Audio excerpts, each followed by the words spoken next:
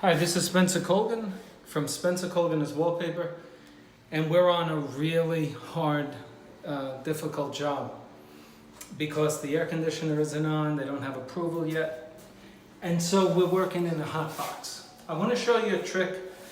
This is not a hair blower, okay? This is a hot air gun, and we set off the, well, we didn't set them off, but the fire alarm went off with all the dust. So you should make a little smoke with these very sensitive commercial fire alarm boxes. You ring all the bells and whistles, and we don't want to do that. This is going to serve our purposes just fine. This is commercial vinyl. And how do you get your commercial vinyl to hug your corners? How do you get your commercial vinyl to hug your inside corners and to stay put? Well, there's two ways to do it, and you have to do both. Number one, on every outside corner and on every inside corner, you have to use a special amount of glue. You must go extra, and you have to use the extra tacky glue. That's the only way you're going to keep it down for the life of the installation. This paper will likely be up 10 years. And in order to keep it down in these corners, to stay bent and in place, you need a little heat to thin out the vinyl, to stretch it into that corner, and you need the special glue. Let me show you what I'm doing. We already glued the corner, and now we're going to apply the heat. What does the heat do? Did you ever bend a piece of plastic, a plastic fork, or the lid on a fountain soda drink, and you see where it turns white in the crease? Well, that's because of the heat that you increase the molecular activity in that area, and it altered the chemical state of the solid. And so it became white because you burned it there. Well, the same thing applies for this vinyl. We're going to heat it up, and we're going to make it thin.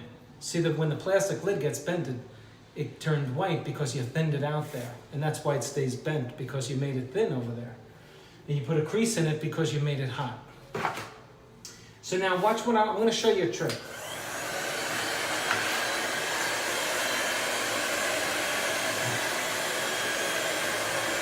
I'm heating up the wallpaper in this area.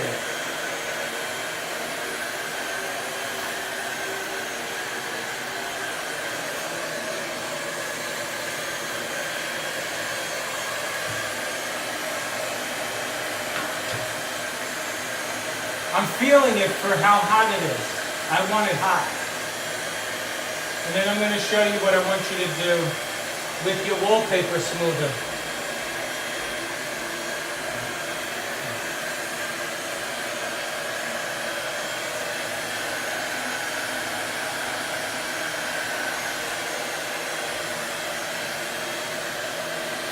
Okay, it's nice and hot. Now, we only have 1.5 inches. We can't get any tool in there. I want you to come close, okay, with the camera.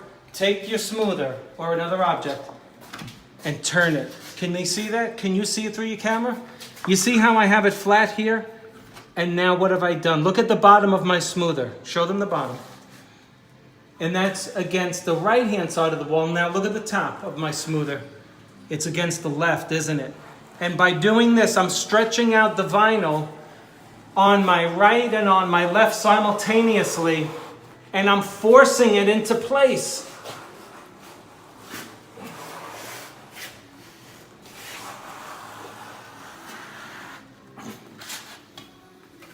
And by doing that, I'm stretching it as best as I can, as can be done. Because I'm pushing it to the left and to the right at the same time. There's no better way to do it than to do it at the same time. And with the addition of heat, look at how beautifully it now stays in that corner. Show them that corner now. Look at how it looks like a book, right? It's tight in here, and it's tight over there. Give it a little extra. Don't try to put your fingers in there, folks. You'll get burned.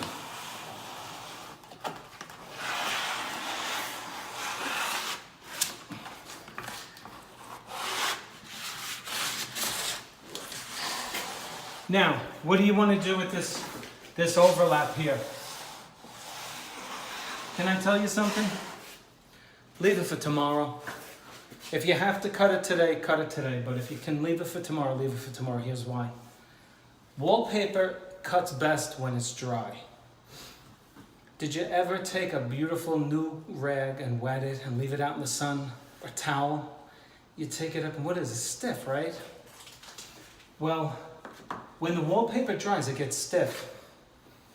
And when it dries, all you gotta do is take this blade, run it along here and cut it. If you do it when it's wet, it's gonna fray, it's gonna tear, and it's just not gonna do what you want it to do. This is Spencer Colgan from Spencer Colgan is Wallpaper. This is your tip on how to handle wallpaper in between a woodwork and the adjacent wall. Thanks for watching. Click on like, subscribe to my channel, and I'll see you on the next one.